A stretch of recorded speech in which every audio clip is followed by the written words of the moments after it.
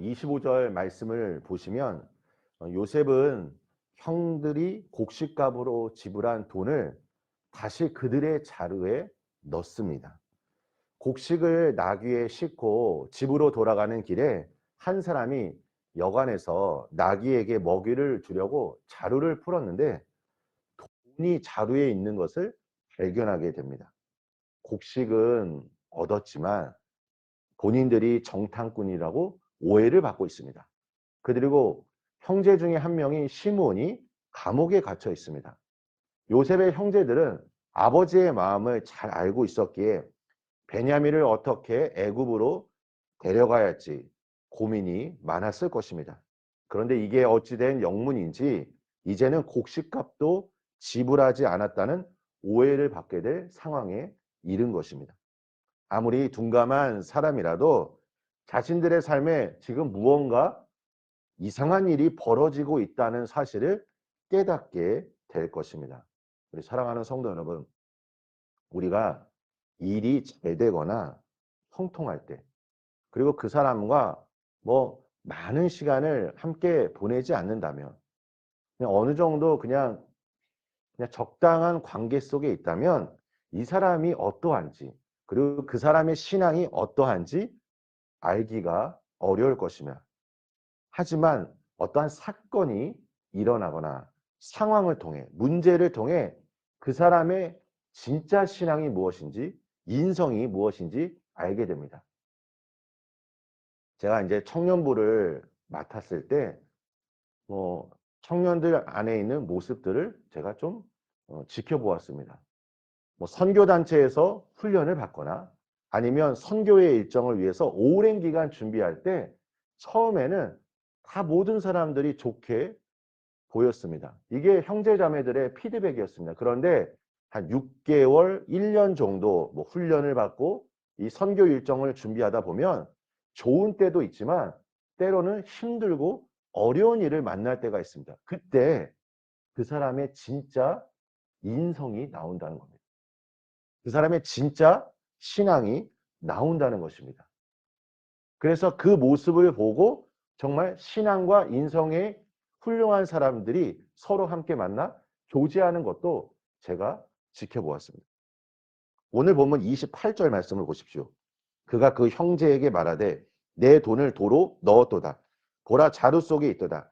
이에 그들이 혼이 나서 떨며 서로 돌아보며 말하되 하나님이 어찌하여 이런 일을 우리에게 행하셨는가 하고, 물론 우리는 요셉이 이러한 일을 행하였다는 것을 알고 있습니다.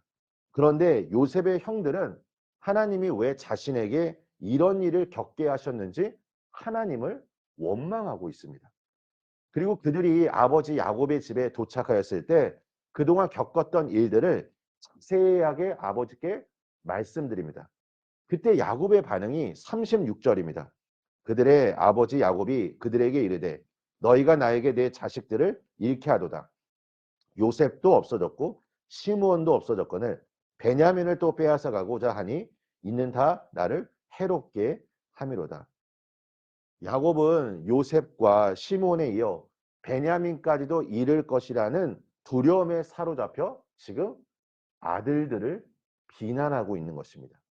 성경이 자세하게 묘사하고 있지는 않지만 지금 야곱의 가정이 서로를 향하여 어떻게 하고 있습니까? 서로를 격려하고 서로를 세워주기보다는 지금 다른 사람들을 탓하며 원망하고, 그리고 그들의 신앙이 지금 어떻습니까?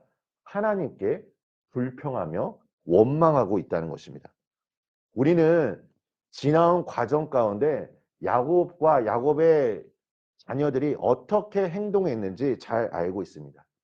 이것이 하나님께서 행하신 일일까요? 아닙니다. 그들이 뿌린 씨의 어쩌면 열매일 것입니다. 오늘 우리도 마찬가지입니다. 내가 하나님의 뜻과 상관없이 신앙생활하면서 어떤 어려움을 만나게 되었을 때 하나님을 원망하는 경우가 있다는 것입니다. 물론 이 모든 전체적인 그림, 그리고 이후에 일어날 그 모든 일들, 이것은 하나님의 섭리 안에서 이루어지고 있습니다. 중요한 것은 오늘 본문을 통해 우리가 발견할 수 있는 건 무엇이냐면 내 삶 속에서 보여지고 있는 그 모든 상황에 대한 하나님의 섭리, 하나님의 뜻이 무엇인지를 물어야 한다는 것입니다. 자루에 돈이 있었을 때, 어떠한 일이 지금 벌어지고 있다는 상황을 인지했을 때 요셉의 형제들이 어떠한 모습을 보였을까요? 하나님, 이것을 통한 하나님의 섭리가 무엇입니까? 하나님의 뜻이 무엇인지를 물어봤어야 하는 것입니다. 그런데 우리가 창세기를 읽다 보면 많은 사람들이 실패했던 이야기 중에 공통점은 하나님께 예배하지 않고 하나님의 뜻을 묻지 않고 자신들이 생각했던 그대로 행동하였을 때 그들이 여러 가지 어려움을 만나게 되었다는 것입니다. 우리 사랑하는 성도 여러분, 오늘 나 자신을 향한 하나님의 뜻을 물어보시고 어떠한 상황 속에서 하나님의 섭리가 무엇인지를 발견하시기를 축복합니다. 그리고 이러한 어려움을 만났을 때 우리가 원망하고 불평하기보다는 우리 주변에 있는 사람들에게 믿음의 언어로 선포하시기를 예수님의 이름으로 축원합니다. 오늘 내 주변에 있는 사람들과 함께 하나님 나라를 꿈꿀 때 우리가 서로를 격려하고 서로를 지지하여서 우리가 합력하여 아름다운 선을 이루기를 축원합니다. 저는 우리 성도님들이 뭐 저에게 이런저런 말씀을 들을 때마다 제가 늘 가지고 있는 마음은 무엇이냐면 저는 우리 새벽 기도에 오신 성도님들을 참 기대합니다. 우리 성도님들을 볼 때마다 참 든든하고 힘이 납니다. 그 이유가 무엇입니까? 믿음으로 함께 하나님 나라를 세워갈 수 있는 동역자이기 때문에 그렇습니다. 우리 모두가 하나님께서 세우신 사람임을 분명히 확신하며 우리를 통하여 하나님의 나라가 아름답게 완성되어져 갈 수 있도록 오늘도 주님의 뜻을 구하며 말씀과 기도로 승리하시기를 예수님의 이름으로 축원합니다. 우리 함께 기도하겠습니다. 하나님 아버지, 오늘 이곳에 계신 한 분 한 분을 축복하여 주시옵소서. 늘 언제나 예수님의 마음으로 몸된 교회를 위해 섬기시고 헌신하시는 우리 성도님들을 축복하여 주시옵소서. 하나님, 우리가 어떠한 상황을 만날 때마다 믿음의 언어로 하나님의 관점에서 하나님의 뜻 안에서 이것을 해석하고 우리가 믿음으로 이 모든 것들을 돌파할 수 있도록 주님 축복하여 주시옵소서.